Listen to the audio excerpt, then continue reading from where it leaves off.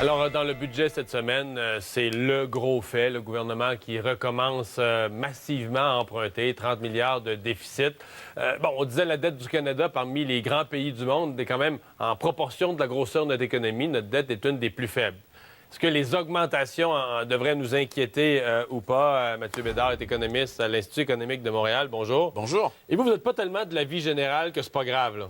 Non, bien au contraire. Le gouvernement a utilisé une mesure de la dette qui est la dette nette. On pense qu'il aurait plutôt fallu prendre la dette brute. Puis lorsqu'on regarde la dette brute... Différence? Il faut la faire tout de suite? Écoutez, la dette nette, c'est on prend la dette brute, la dette normale, la dette du gouvernement, puis on soustrait tout ce que le gouvernement a mis de côté pour les retraites de ses fonctionnaires. On soustrait tous les dépôts que le gouvernement a pour payer ses factures, pour payer ses Et donc, salaires. ça vient diminuer la dette? Ça vient beaucoup diminuer la dette. Mais donc, vous dites, par exemple, de l'argent qui a été mis de côté pour payer des pensions futures.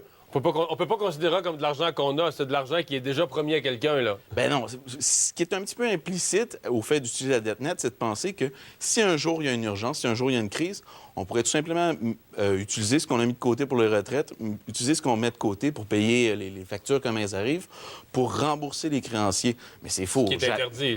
Jamais on verra un gouvernement se servir des retraites de ses fonctionnaires pour payer les créanciers. OK, on peut voir un tableau. Donc, déficit cette semaine, 29,4 milliards. La dette dans 5 ans. Donc, après les 5 déficits, 733 milliards. C'est une augmentation significative pour la dette du Canada?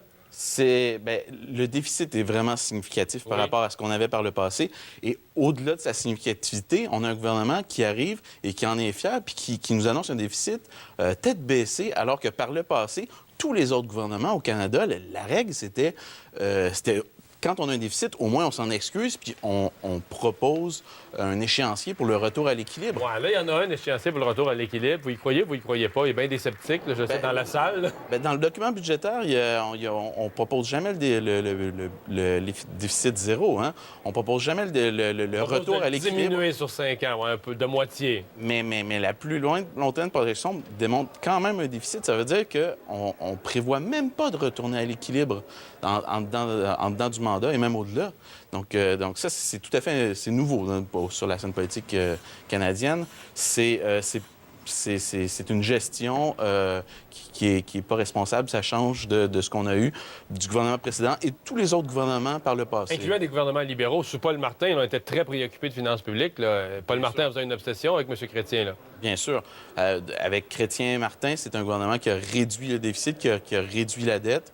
Qui a été... Le ratio par rapport à d'autres pays, on peut peut-être aller à cet autre tableau. Bon, évidemment, là, on a à l'autre bout du tableau la Grèce. Bon, quand on regarde comme ça, on se dit que le Canada est un des moins pires. Est-ce que ça sert d'argumentation pour dire on va augmenter notre ratio d'endettement? Ben non, parce que ça, c'est la dette nette. Hein? Ça, c'est le... Donc, si on avait la dette brute dans celui-là, on ne serait pas à 38. On ne serait pas à 38, on serait à 90. Et lorsqu'on est à 90... On serait à 90? On serait à 90, c'est pas de 38 à 39, c'est de 38 à 90. Ah oui, c'est plus que doublé. Donc, ça fait une grosse différence. Mais de toute façon, même si on avait de l'espace, en ce moment, on n'est pas dans une récession. L'année dernière, on ne l'a pas été. Selon les plus récentes projections de la Banque du Canada, on ne le sera pas en 2016. Donc, vous voyez pas de raison d'emprunter autant à ce moment-ci, là? Il n'y a pas de raison et ça ne relancera pas l'économie dans ce contexte-là.